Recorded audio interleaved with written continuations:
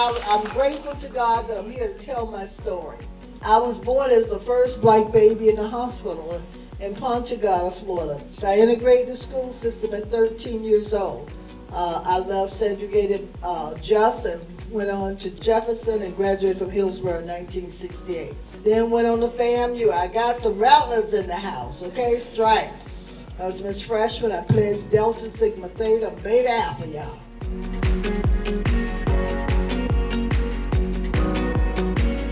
Then coming on to Tampa, being the first black female probation and parole officer, I had the privilege of working with Judge Edgecombe in his court. In 1988, I was praying and God told me time to go back to school.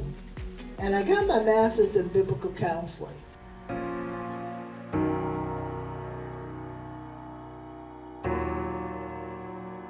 And I said, come, instead of Jerusalem, I said, come and let's go into East Tampa and rebuild so we'll no longer be the reproach of the city.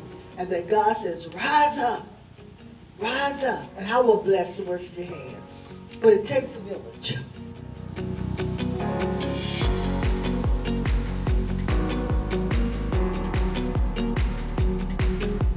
I saw Tony because I was on the board with Tampa United Methodist Center, working, y'all. But the way she served those people, I was so impressed.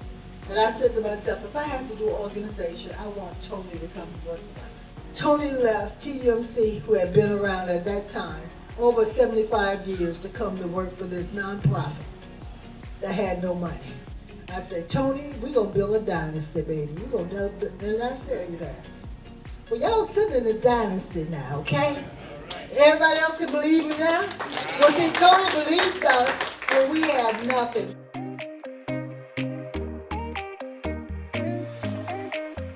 We were really being put out, closed down with CDC. Because, see, we started out with nothing, y'all. Nothing. We had nothing. We created this. I went to John's board. He had a foundation. I went to the foundation's pouring out rain, and I had all the drawings. And his board told me no. I just cried.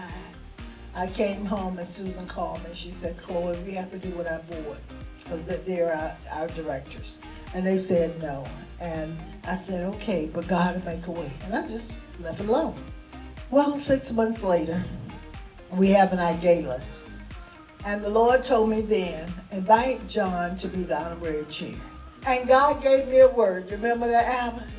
I told Tony, God said, one check. At that banquet that night, John and Susan stood up and they said, Chloe doesn't know this, but tonight God touched my heart.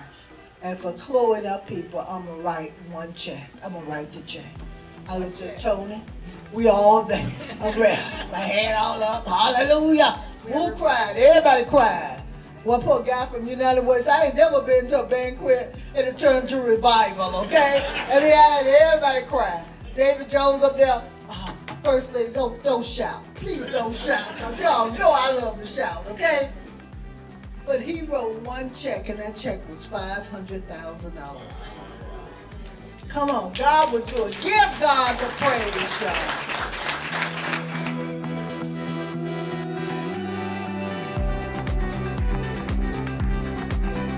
And then when I left CDC there, here's the pictures there, left it in Tony's hand as the CEO. And I nicknamed her Sergeant Charge, because Tony did not play. She come from the military. And I appreciated that because I would be out in the community talking about all the wonderful things we were doing here at CDC. And you know, it's hard when people never see anything being done. And for them to walk in and see the work and know it's done with first class and honorable unto the Lord. That was Tony. I never had to worry about what was happening at CDC.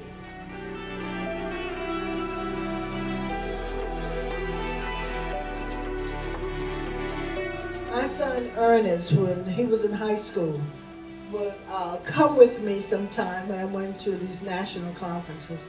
He helped my husband with the Y, helped me at Lee Davis. And he always said he wanted to work here with CDC, but we had a thing, no nepotism, so I couldn't hire him. Dr. Patel hired him and mentored him with well care. and told him he was going to push him up in management. He left well care and took a cut and pay to come here. Now be careful what y'all told him, pray, you ask God to do that. But I was hoping you gonna stay at well care, make us some money and make you rich, Jim. And don't get me wrong, he obeyed God. And the wretchedness is the work is still going on.